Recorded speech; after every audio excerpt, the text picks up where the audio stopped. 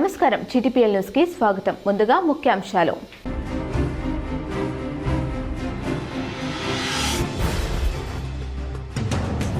LV Prasad తరహాలో రేకుర్తి కంటి ఆసుపత్రి హాస్పిటల్లో బొమ్మ వెంకన్న బ్లాక్ ను ప్రారంభించిన మంత్రి పొన్నం ప్రభాకర్.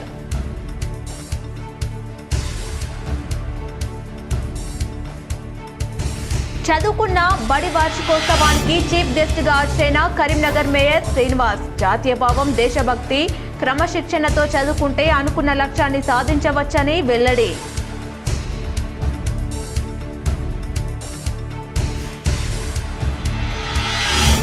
ధర్మపురి లక్ష్మీ నరసింహస్వామికి పట్టు వస్త్రాలు, ముత్యాల తలంబ్రాలు సమర్పించిన జగిత్యాల కలెక్టర్ దంపతులు. అన్నదానం ప్రారంభించిన మంత్రి అడ్లూరి లక్ష్మణ్ కుమార్.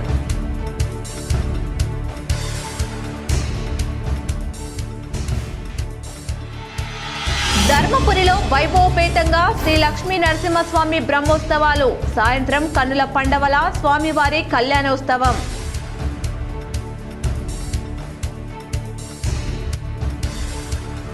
హైదరాబాద్ లో డాక్టర్ పై దాడిని నిరసిస్తూ కరీంనగర్ లో వైద్యులు నిరసన, ఆందోళన. పేషెంట్లకు వైద్యం చేస్తాం తప్ప ప్రాణాలను కాపాడే దేవుళ్లం కాదని డాక్టర్లు స్పష్టీకరణ.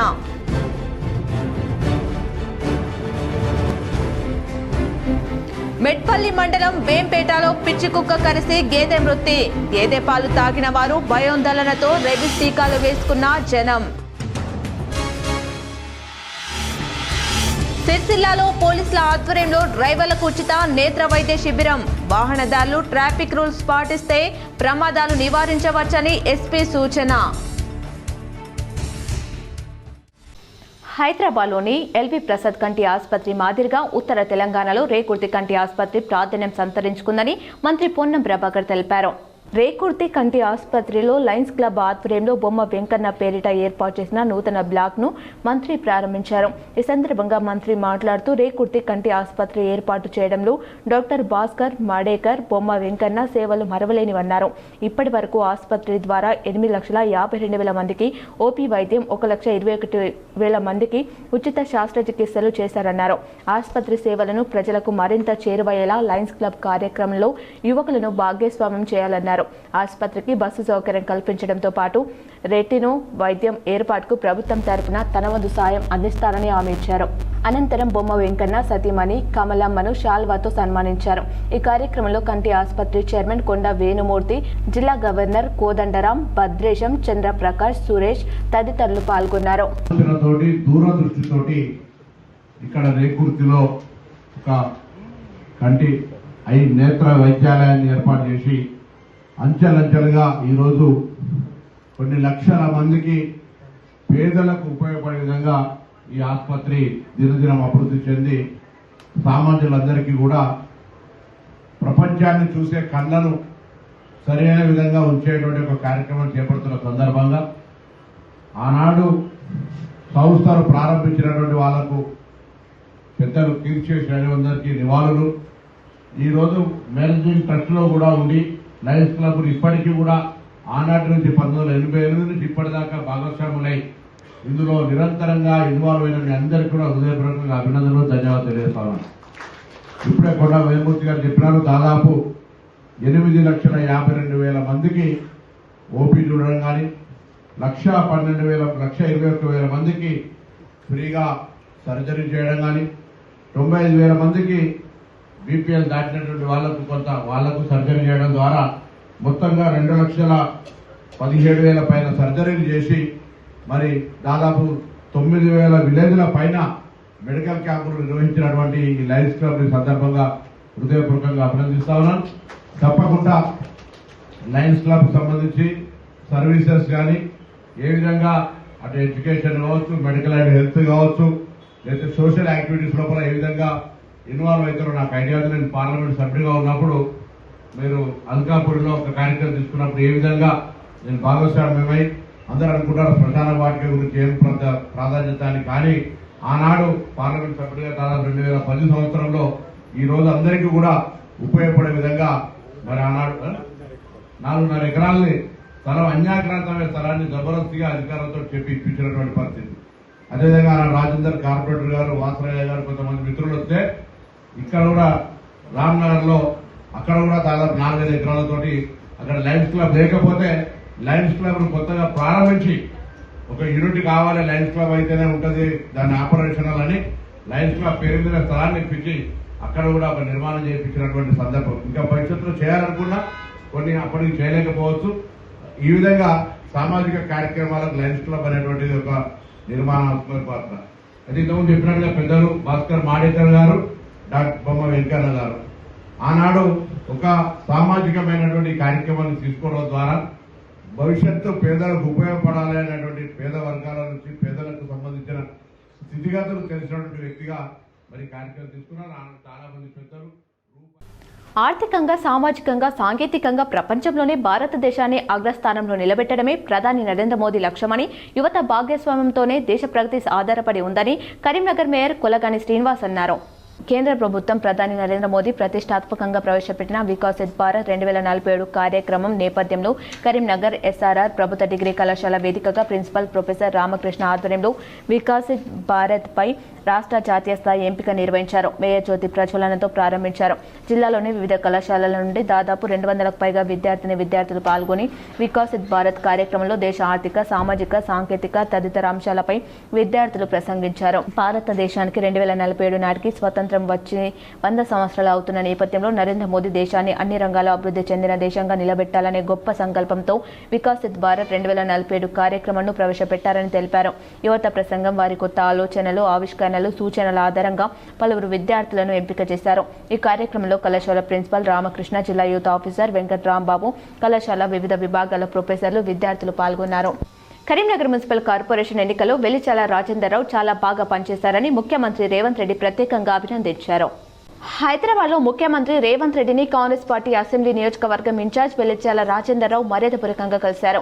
కరీంనగర్ కార్పొరేషన్ ఎన్నికల్లో కాంగ్రెస్ పార్టీ అభ్యర్థుల విజయం, ప్రచారం తీరు, ప్రత్యేకంగా చేపట్టిన ప్రణాళిక, ఎన్నికల ఫలితాలు, తదనంతరం పరిణామాలు, కాంగ్రెస్ పార్టీ గ్రాఫ్ పెరగడం, గతంలో 0 నుంచి 14 సీట్ల వరకు కాంగ్రెస్ పార్టీ ఎదగడం, రాబోయే రోజుల్లో పార్టీని మరింత బలోపేతానికి తీసుకోవాల్సిన చర్యలపై రాజేంద్రరావు ముఖ్యమంత్రితో చర్చించారు.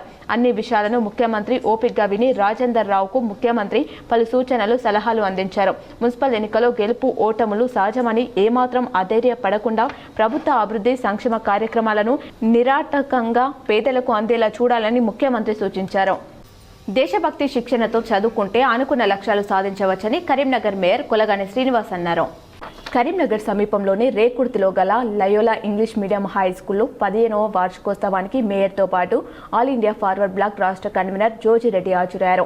జ్యోతి ప్రజ్వలనతో వార్షికోత్సవ వేడుకలను ప్రారంభించిన మేయర్ను లయోలా యాజమాన్యం ఘనంగా సన్మానించింది. వేడుకల్లో భాగంగా విద్యార్థులు ప్రదర్శించిన సాంస్కృతిక ప్రదర్శనలు చూపర్లను అలరించింది. విద్యతో పాటు క్రీడలు, సాంస్కృతిక ప్రదర్శనలు ప్రతిభ కనబర్చిన విద్యార్థులకు బహుమతులు, ప్రశంసా పత్రాలను అందజేశారు. లయోలా హై స్కూల్లో 2 ఏళ్లు చదివి అదే పాఠశాలలో వార్షికోత్సవానికి ముఖ్య అతిథిగా హాజరు కావడం ఆనందంగా ఉందన్నారు. మేయర్ శ్రీనివాస్ క్రమశిక్షణకు మారుపేరుగా నిలిచే లయోలా హై స్కూల్లో చదివి ఎన్సీసీ క్యాండిడేట్గా క్యాంపులకు వెళ్లానని, ఇక్కడి వాతావరణమే లీడర్గా ఎదిగేలా చేసిందన్నారు. ప్రశాంతమైన వాతావరణం, విశాలమైన ప్లే గ్రౌండ్ ఉన్న స్కూల్ కరీంనగర్లో లయోలా తప్ప మరొకటి లేదని తెలిపారు.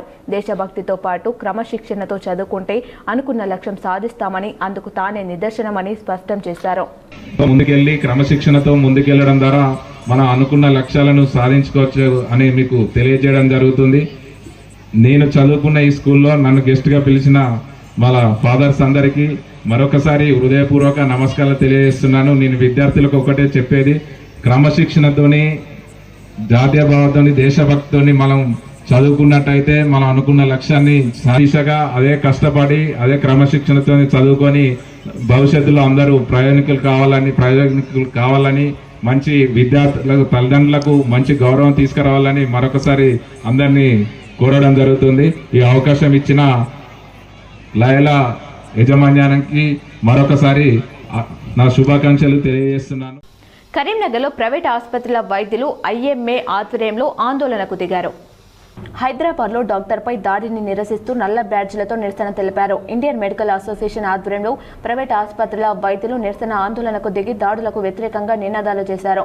దాడులకు వ్యతిరేకంగా బ్లాక్ కార్లు ప్రదర్శించారు. పేషెంట్లకు వైద్యం చేసేందుకు తాము ఉన్నామే తప్ప ప్రాణాలు కాపాడే దేవుళ్లం కాదని తెలిపారు.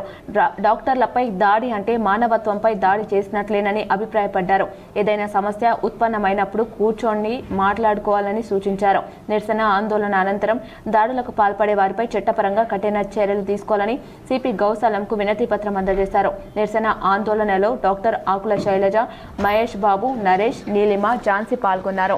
So state wise Telangana wise మేము ఇవాళ బంద్ కాదు ప్రొటెస్ట్. ఒక 6 months బేబీ వస్తే అది ఆల్మోస్ట్ సీరియస్ ఉంటే ఆ బేబీ డెత్ అయితే ఒక 200 మంది కలిసి ఆ డాక్టర్ని గెట్ ఆఫ్ చేసి పోలీస్ స్టేషన్ తీసుకుపోయారు. అక్కడ ఫీమేల్ స్టాఫ్ని కూడా కొంచెం మ్యాన్ హ్యాండిల్ చేసిండ్రు, అన్పార్లమెంటరీ లాంగ్వేజ్ వాడినరు. సో దాని గురించి కూడా మేము యాజ్ ఎ డాక్టర్స్ మేము సర్వీస్ చేయడానికి ఉన్నాం, కానీ పేషెంట్ చనిపోవడం అనేది బ్రతకడం అనేది మా చేతిలో లేదు. మేము దేవుళ్ళం కాదు, మేము చదువుకొని డాక్టర్లు అయినా మా చేతిలో మందులు ఉంటాయి. మేము రాసే మందులతోని డాక్టర్ మందులు రాస్తే ఆ మందులతోని పేషెంట్ మంచిగా అయితే అదృష్టము, మంచిగా కాకపోతే హీలింగ్ అనేది భగవంతుడి చేతిలో ఉన్నది. ఒక ఆపరేషన్ చేస్తాము. దక్షిణ కాశీగా ప్రసిద్ధిగాంచిన ధర్మపురిలో శ్రీ లక్ష్మీ నరసింహస్వామి వారి బ్రహ్మోత్సవాలు కన్నుల పండవగా ప్రారంభమయ్యాయి. వేడుకల్లో భాగంగా సాయంత్రం పుట్ట బంగారం కార్యక్రమాన్ని ఆలయ అర్చకులు ఘనంగా నిర్వహించారు. ఆలయం నుండి శ్రీ యోగా ఉగ్ర లక్ష్మీ నరసింహస్వామి వారి ఉత్సవమూర్తుల సేవలను అర్చకులు, ఆలయ అధికారులు, ఆలయ పాలక మండలి వారు మేళతాళాలు, మంగళ వాయిద్యాలు, భక్తుల జయ జయ ధ్వనుల మధ్య స్థానిక చింతామణి చెరువు కట్ట వద్ద గల పుట్ట బంగారం ప్రత్యేక వేదిక వద్దకు ఊరేగింపుగా తీసుకొని పోయి వేదికపై స్వామి సేవలను, ఆశీస్సులను గావించారు.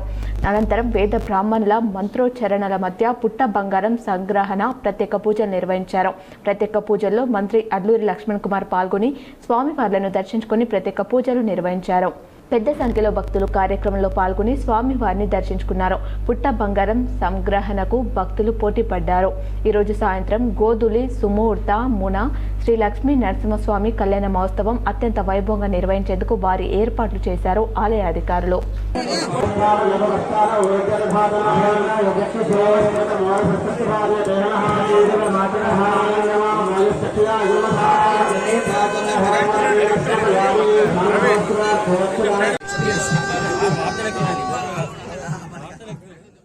ప్రతి వాహనదారుడు క్షేమంగా తమ గమ్యస్థానాలకు చేరుకోవాలనే లక్ష్యంతోనే అరైవ్ అలైవ్ కార్యక్రమం నిర్వహిస్తున్నట్లు సిరిసిల్ల ఎస్పీ మహేష్ బి గీత తెలిపారు.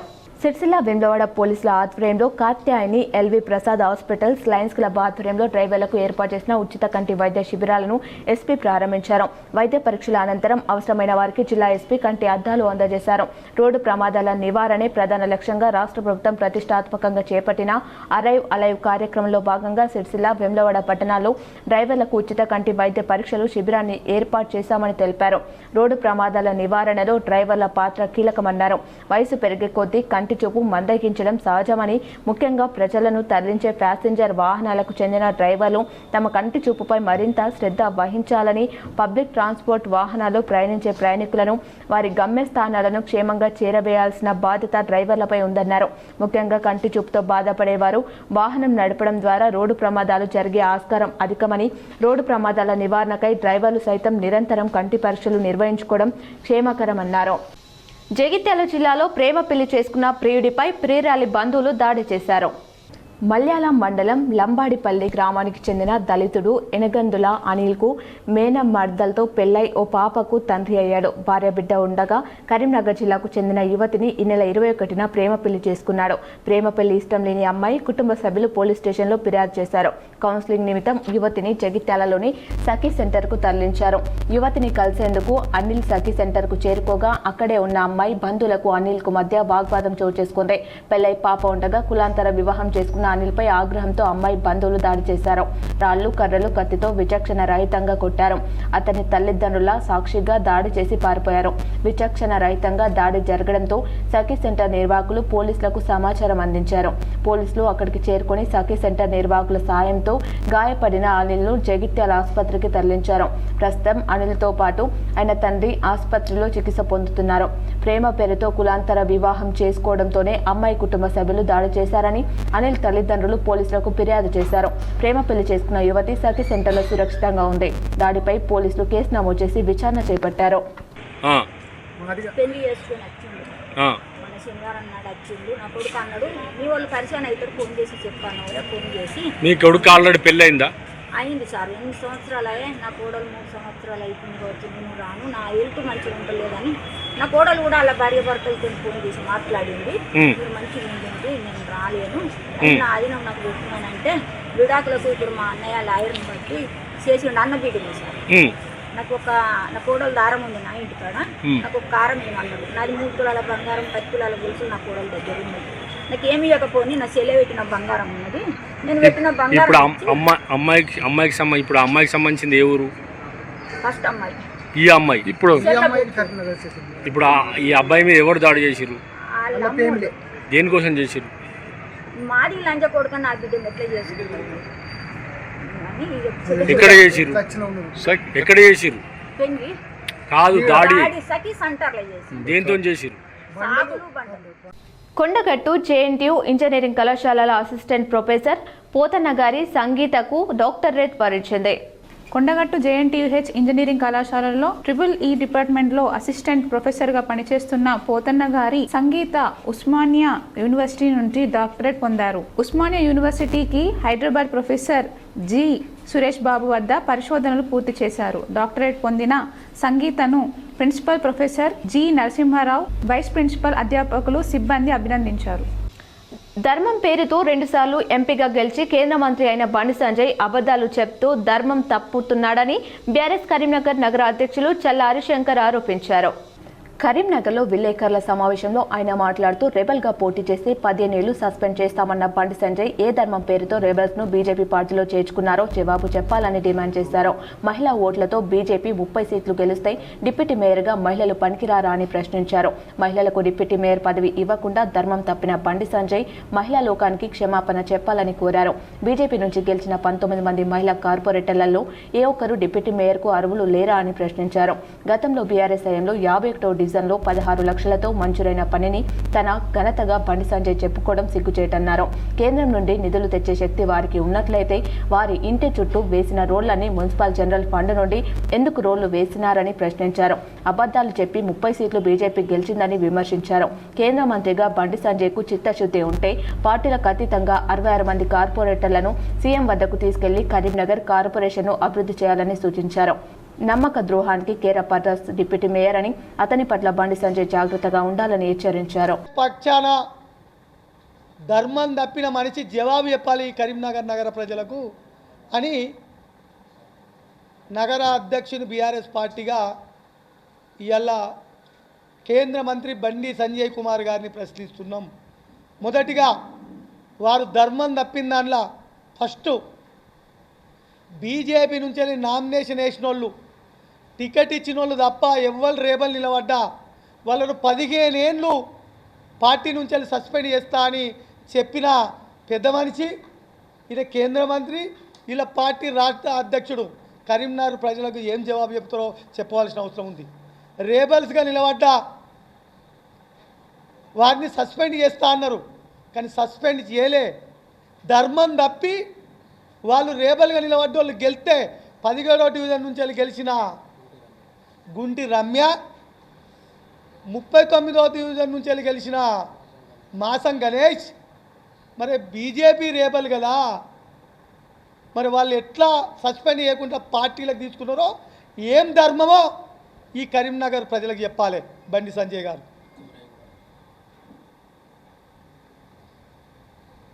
ఇంకో కార్పొరేటరు 10వ డివిజన్ కొమురే కూడా బీజేపీ కండు వేసుకొని బీజేపీ టికెట్ అడిగి ఆయన కూడా రేబల్ నిలబడ్డాడు కదా, ఆయనను కూడా తీసుకున్నారు. ఎందుకు 15 ఏళ్ళు సస్పెండ్ చేయలేదో మరి కరీంనగర్ ప్రజలకు జవాబు చెప్పాలి బండి సంజయ్ కుమార్ గారు. దాంతోపాటు ఇంకో పెద్ద అన్యాయం చేసిండు బండి సంజయ్ గారు.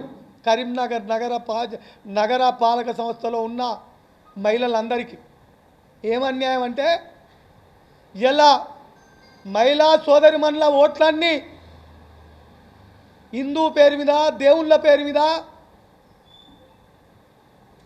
మాయ మాటలు చెప్పి ఓట్లు దండుకొని బీజేపీ 30 సీట్లు గెలిస్తే 66 మంది కార్పొరేట్లు ఉన్నాయి కరీంనగర్ నగరపాలక సంస్థలో.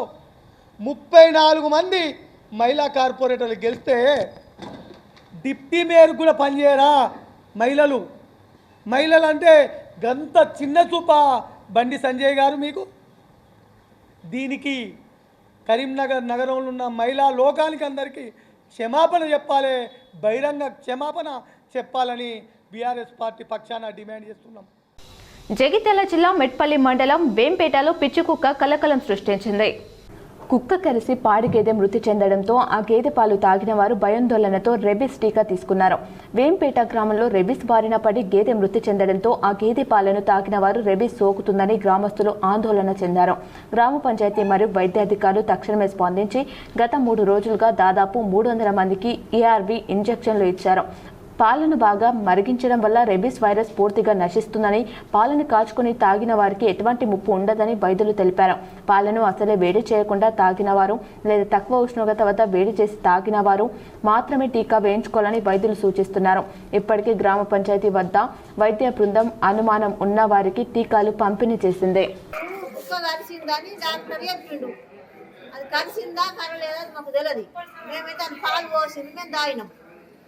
తాగిన దానికి డాక్టర్ చెప్పిన దానికి మేము మంచి రేపించుకుంటున్నాం.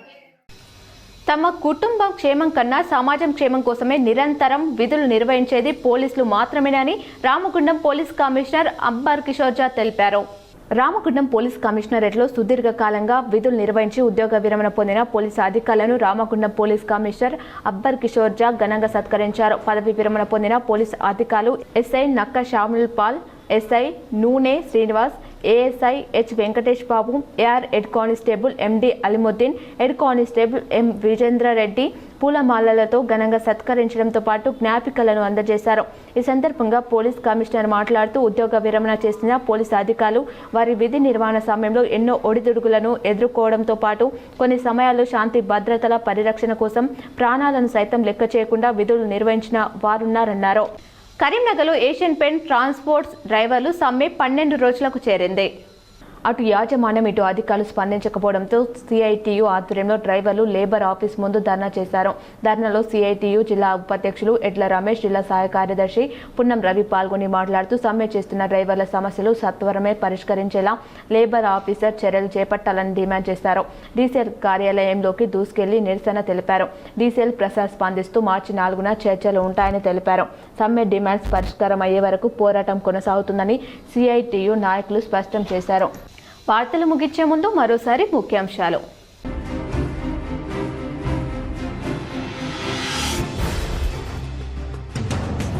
ఎల్వి ప్రసాద్ తరహాలో రేకుర్తి కంటి ఆసుపత్రి, హాస్పిటళ్లలో బొమ్మ వెంకన్న బ్లాక్ ను ప్రారంభించిన మంత్రి పొన్నం ప్రభాకర్.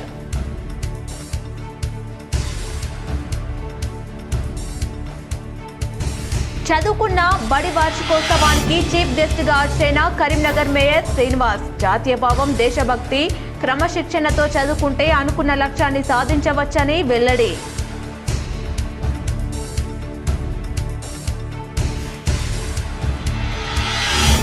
ధర్మపురి లక్ష్మీ నరసింహస్వామికి పట్టు వస్త్రాలు, ముత్యాల తలంబ్రాలు సమర్పించిన జగిత్యాల కలెక్టర్ దంపతులు. అన్నదానం ప్రారంభించిన మంత్రి అడ్లూరి లక్ష్మణ్ కుమార్.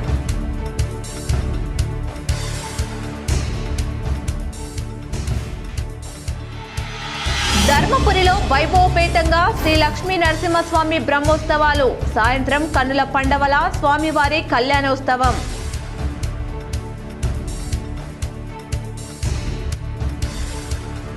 హైదరాబాద్లో డాక్టర్పై దాడిని నిరసిస్తూ కరీంనగర్లో వైద్యులు నిరసన, ఆందోళన. పేషెంట్లకు వైద్యం చేస్తాం తప్ప ప్రాణాలను కాపాడే దేవుళ్ళం కాదని డాక్టర్లు స్పష్టీకరణ.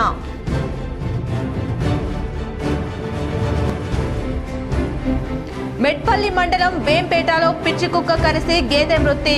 గేదె పాలు తాగిన వారు భయాందోళనతో రెబిస్ టీకాలు వేసుకున్న జనం. సిరిసిల్లాలో పోలీసుల ఆధ్వర్యంలో డ్రైవర్లకు ఉచిత నేత్ర వైద్య శిబిరం. వాహనదారులు ట్రాఫిక్ రూల్స్ పాటిస్తే ప్రమాదాలు నివారించవచ్చని ఎస్పీ సూచన. ఈ వార్తలు ఇంతటితో సమాప్తం. తిరిగి ప్రసారమయ్యే వార్తలు మళ్ళీ కలుద్దాం. చూస్తూనే ఉండండి మీ JTPL.